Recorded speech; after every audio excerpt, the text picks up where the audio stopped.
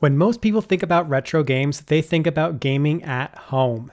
Mega Drive, Game Boy, PlayStation, Atari. While many great games were released there, for those with quarters in your pocket, there was magic to be found at arcades. Yes, while many of these games eventually got ported to home systems, it's hard to capture that arcade experience at home. Unless you have your own arcade cabinet. Enter the Arcade Guys and their Retro Plus cabinet, powered by Raspberry Pi 4. There are two different full cabinet designs that the Arcade Guys custom make, but other than the basic designs, they are identical. Both come with the same 32-inch Roku TV for the monitor, both have the same Boss speakers, the same color and marquee options, and both can be had with either 2 or 4-player controls with your choice of button colors. You can also add in light guns or a trackball if you want. Visually, both designs immediately look like genuine arcade machines from different eras, so depending on what you want, there is something for you. In this 4-player configuration, player 1 and player 2 each get 6 buttons plus start and select, while players 3 and 4 get 4 buttons plus start and select. This should be enough for most people in games, but since they do make a half cabinet with 2 extra buttons for each player for even greater compatibility, I do wish that was an option here. The controls at least are very responsive and feel good to use, though some emulator functions require you to memorize key combinations. The screen is pretty good quality and has good viewing angles, but off angle you do lose a little bit of color, though that wouldn't really affect players 1 and 2. The screen is only 720p unfortunately, which, while that is more than enough for retro gaming, since you are standing so close to the screen you can really see the pixels. Not a huge deal, but it would be nice to have the option for a nicer screen. The speakers sound great and are definitely a step above what a retro arcade would have.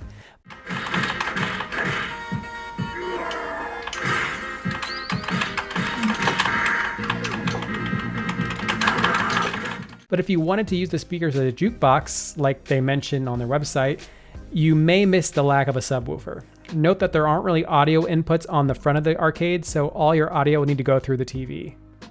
The marquee has LED lights behind it to further sell the illusion, and you can have the colors cycle or change it to whatever you want.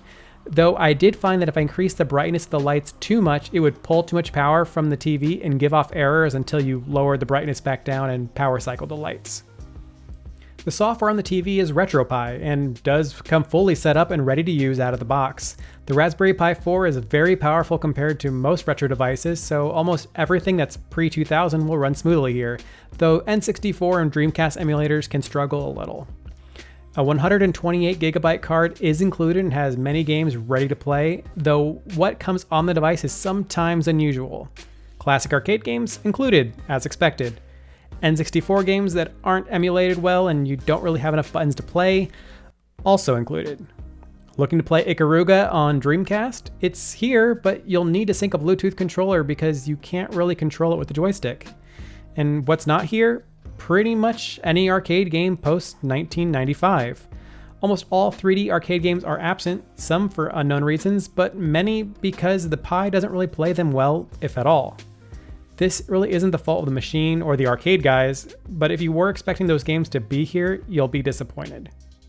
Thankfully, there are plenty of games here to keep you entertained, though many of the console games won't work unless you edit the controls manually or you get a controller, which kind of defeats the point of having a cabinet. And as for the games that are here and do work well, it's a great experience. The graphics on either side of the screen match the game, and it makes it feel a little more cohesive overall, though the controller pop-ups when you're loading a game do highlight that you're using an emulator. Also, while there is a border around the game to make it look more like a CRT, if you prefer a pixel-perfect image without scaling, you'll have a blank space around the game.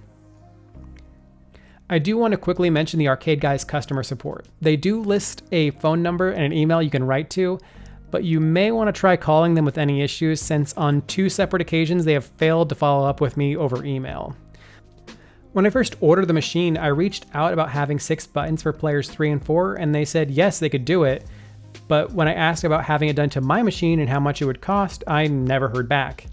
And when I received my unit, without the extra buttons obviously, I was also getting a buzzing from one of the speakers and the power error from the marquee, so I emailed them again. And again, they emailed me back asking when was the best time for them to call and help me, and so I told them, but they never did call.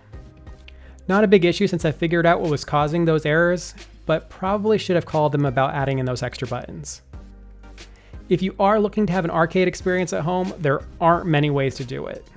You can get an old arcade machine, though you'll usually be limited to just a few games per machine at most. You can also build your own machine, and certainly there's nothing inherently unique about this arcade cabinet, but that would still cost several $100s and require multiple hours of work. You could also use your TV and get something like a Pandora's box, which can play games there, but if you want a true arcade experience, there aren't many better options than ordering a cabinet from the arcade guys. This isn't a cheap option, and the 4-player cabinet costing about $1,000 and plus $400 for shipping, though they do sometimes have sales, but it is very comparable to other arcade builders, and many of those are still using older hardware. I do wish that they offered upgrades for a better screen, additional buttons, and some user-accessible I/O. Long term, whenever the Pi 5 comes out, it should be very easy to upgrade the board to enable newer games, but until then, there's a lot of fun to be had.